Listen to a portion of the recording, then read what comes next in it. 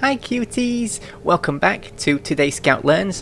I'm so sorry it's taken so long to get another one up. I know I know the last time I said I was going to do one every day, and starting from today I will. It's Monday, it's a new week. Tomorrow we'll be doing the Dreadnought. I promise. I promise. I've just been so busy and on top of starving half to death every week. I can only afford to eat like 3 days a week at the minute. I just have no energy after doing everything else. I'm trying to get off on Twitch so I can maybe earn some money there. And I've got LSPDFR to do because that's where both of my Patreons have come from, I believe. So I've been busy trying to get other projects off the ground, and once I've done those I'm just so tired, and it's also hard for me to play DRG at the minute because my chair is too low down for my desk, so I need to buy a lower desk or a higher chair. As I said, I can't even afford food at the moment, never mind a new chair or a new desk, and it makes it really hard to play DRG because my little arms can't reach all the way to the top of my desk to use the mouse, so I can't aim. Shut up. Yeah, I know I didn't have great aim before, but shut up. It's even harder now. Speaking of Patreon, a big shout out to my two patrons, Kosmo and Anon. Thank you so much. Anon, thanks to you I got some bread and some eggs and some fish fingers and some ham this morning, so that'll keep me going for a few days. Thank you so much, I appreciate it. So with that said, let's take a look at the Glyphid Oppressor from a scout's perspective. I'll see you at the equipment terminal. Oh, oppress me daddy, zippity. Allow me to illuminate the situation. Hi my babies, let's jump right into the miner's manual first, shall we? You know the routine. Here's the bad boy. The Glyphid Oppressor is literally an organic tank, a monstrously mutated Praetorian. The Oppressor is covered in so much bullet resistant chitin, just means armor, that it is pointless to attack it from the front. Now we'll get to this in a minute. Luckily they still leave their abdomen mostly exposed to flanking maneuvers. Basically it's tush. But the Oppressor is something you very much don't want to encounter in a tight space. That's true, but again, we'll get to this in a minute. Their forelimbs are powerful enough to chew through sheer rock like butter. That is, do you know, like the Dreadnoughts and the Bolts can dig, the Oppressor can actually do that as well. These were actually introduced as a bunker buster. You know, if you're new, you may not know this tactic yet. You don't really see it on lower levels because there's really no point. But especially in Has 5, you may see bunkering now and again. I actually haven't seen it much lately, but when I first started, almost every mission there was a driller who wanted to bunker, and the Oppressor was introduced as a bunker buster. Okay, their forelimbs are powerful enough to chew through sheer rock like butter, as well as capable of producing stunning shock waves on impact. You don't want to be stuck inside a bunker when it does its little temper tantrum stomp. Be extra mindful of your footing when confronting one of these. That is, you'll go wee, you will go flying, and it does considerable damage. Now here it says combat tip. While performing special attacks, that's its stomp and quake, it doesn't turn. Use this opportunity to get a clear shot at its back. I'll also come to this in a minute. So that's a miner's manual. Let's have a gander at the wiki.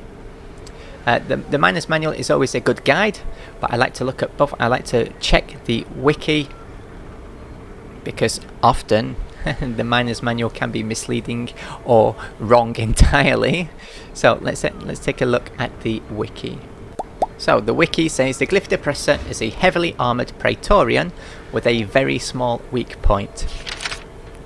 Nah, that's not entirely, I mean, it's small, but it's not, I wouldn't call it very small, you know, it's a great big glowing green tushy. I've seen it's not as small as a mouth. Speaking of mouths, it's important to point out that its back weak point is its only weak point. The mouth is not a weak point like it is with the Praetorian, but we'll get to this in a minute.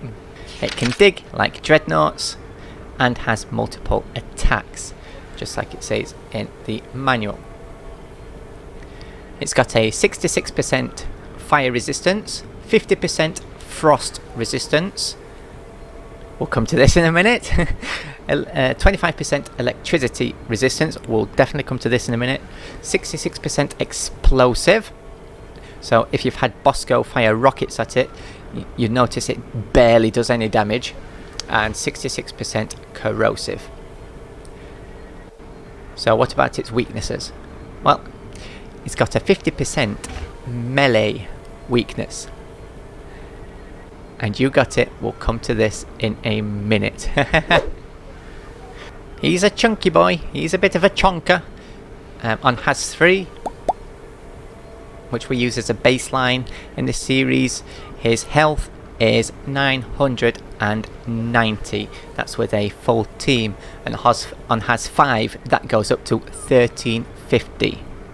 So he's a bit of a chonker, plus with that armour protecting him.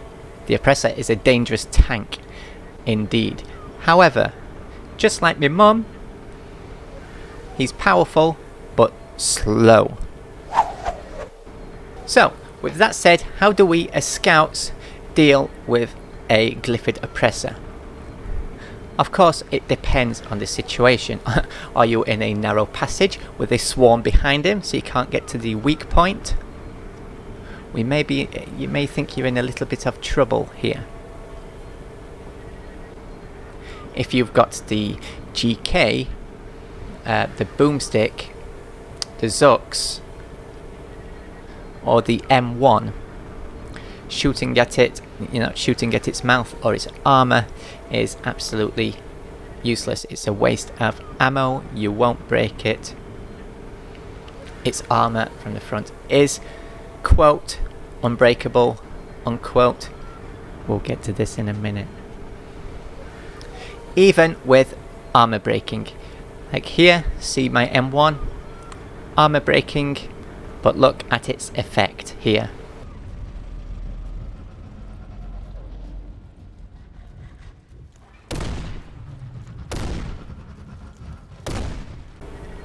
Bully Boy was literally laughing at us. We were tickling him. Ha ha ha ha ha ha ha ha, he says. So, nope, armor breaking on any weapons doesn't work. However, check this out with the Drac. It's overheated.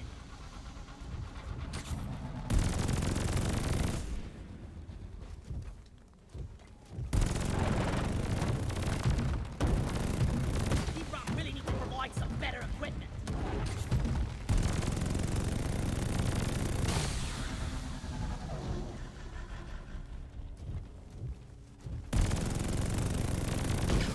No more oppression! That's the Drac with splash damage. Now, as you could see, that was not very efficient. I had to mag dump several times there. It'd probably been better if I went with one of the cooling mods and just let go of the trigger before it dumped. Now imagine that with bouncy bullets and shooting underneath the Oppressor, so you get 2 times splash damage. It is the splash damage dealing the hurt out there. If you take splash damage off, this is what happens. Speeding up! Speed limit set too slow. It's overheated. We're back to tickling him. So that's something to keep in mind. If you've gone down and you've got splash damage on, don't be afraid to attack it from the front in a pinch if you need to. It's not very efficient, but if you're in a narrow passage and it's got a swarm behind it and you can't get to that weak spot and you've got splash damage on, just keep in mind that you can use it. And if you're solo, you've got Boss Girl firing at it also. An IFG will help if you've got IFGs. And if you've got teammates, especially a gunner or a driller, they shouldn't cause you as much trouble as before. Yeah, just remember, you can contribute. Don't just stand there not shooting because you think you can't attack it from the front. So we're still stuck in that narrow passage. We still can't get behind it. We don't have the Drac. Or we've taken the Drac, but we don't have splash damage. Now what? Well, do you have the Bolt Shark?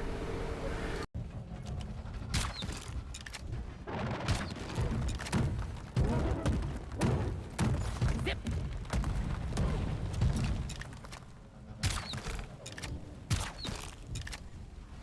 Speed limit set too slow.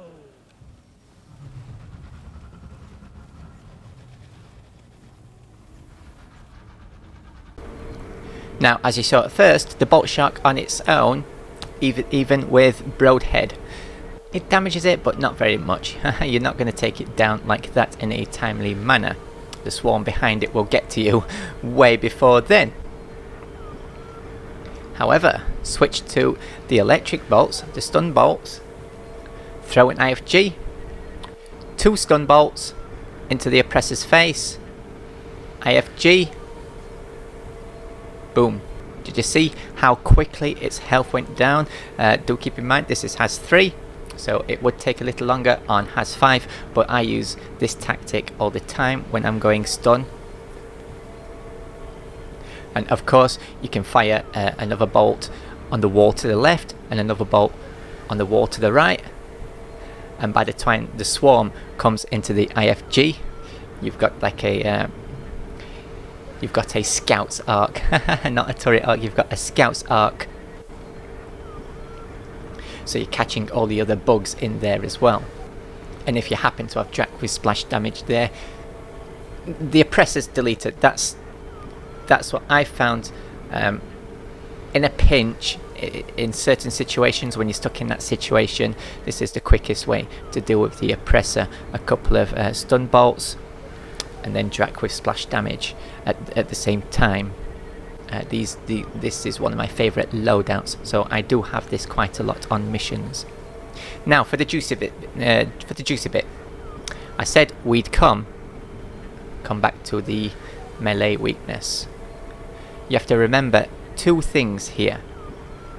1, the oppressor has a 50% melee weakness, and 2, something I've taught you in an earlier episode, and that is power attacks ignore armor.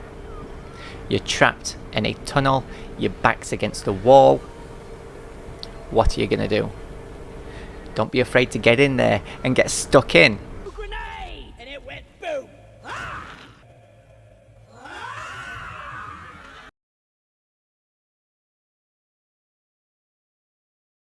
Now we'll get to this in a different Today Scout Learns, maybe Today Scout Learns perks, or Today Scout Learns synergetic loadouts, something like that.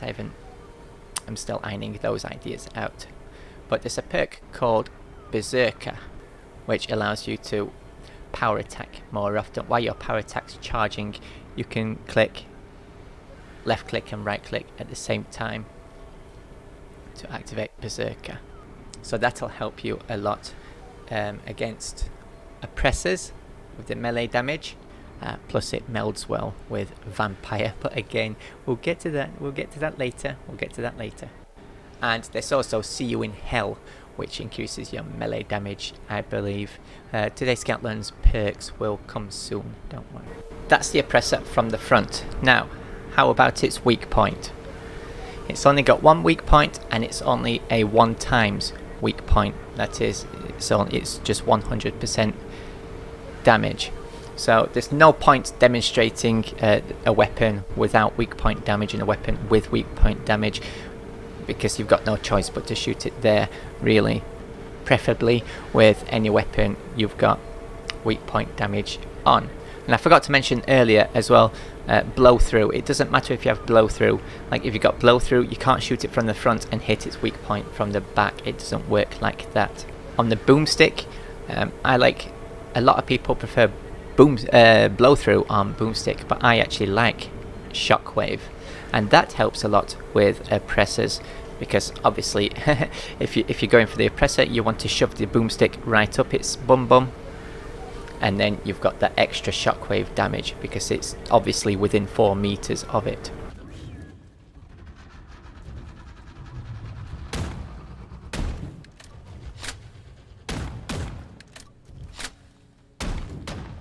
As you can see, it takes a few shots, but it does the job. To be much more efficient, to use the M1 with weak point bonus and focus shot bonus.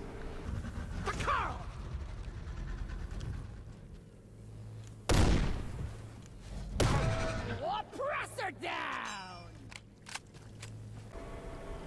And here I was trying to show you, you have multiple tools at your disposal, so use them. Don't just mag dump with your one weapon. If you've got IFGs on you, you've got 6 of them, don't be afraid to use them. IFGs, power attack, a couple of focus shots. Gone. Use everything you have at your disposal. Now, you've probably noticed by now that I haven't mentioned cryo grenades this episode. I like cryo grenades. I'd say they're my least favourite grenades. They're the ones I have the most rare. My grenades go pheromones, IFGs, and then cryo. But that's not because cryos are bad. It's because for my playstyle, I prefer pheromones. And some missions, such as Dreadnought missions, I prefer IFGs. There's not many situations really where I need cryo grenades. Maybe if I'm soloing salvage, or maybe it's Mac Terror Plague, then I'll go cryo grenades. Cryo grenades are absolutely awesome. They can swarm wipe with one grenade, takes out an entire swarm. Amazing. Praetorians, one grenade. Grunt Guards, one grenade. Slashers, one grenade. A swarm of all of those together, one grenade. Amazing. However, for the Oppressor, don't even bother. I mean, there's very, very, very specific situations where I would. Soloing salvage, I used it in a pinch just to give me that 1 second breathing space when I was defending the fuel cells and the oppressor was coming at me.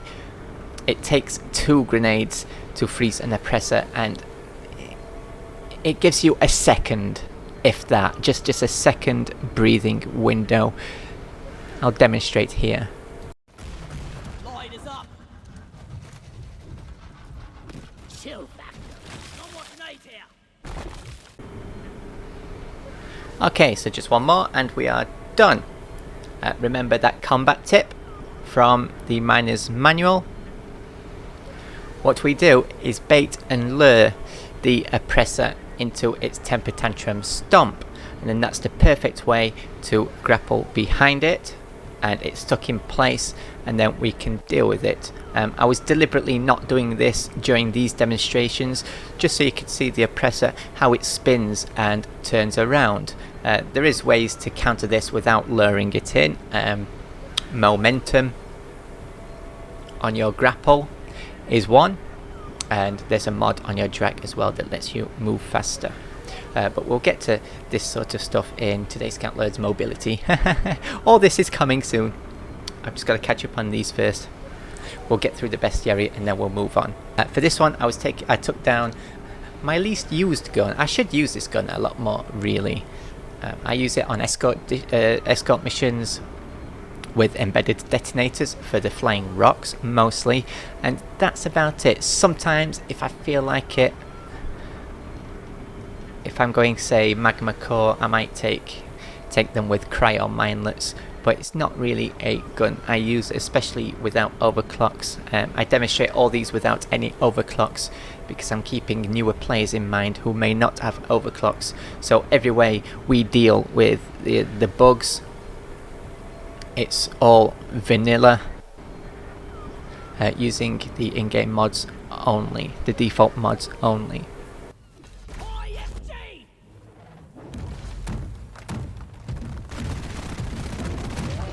No more oppression. Yep, that was the Zux with conductive bullets paired with the IFG. Absolutely amazing. The fastest oppressor deleter here. 2 stun bolts. The stun bolts are especially amazing if you have the Trifork overclock. You get into the oppressor's face, so none of the bolts miss, and then you've got the stun bolts in the oppressor's face, especially if you pair that with an IFG.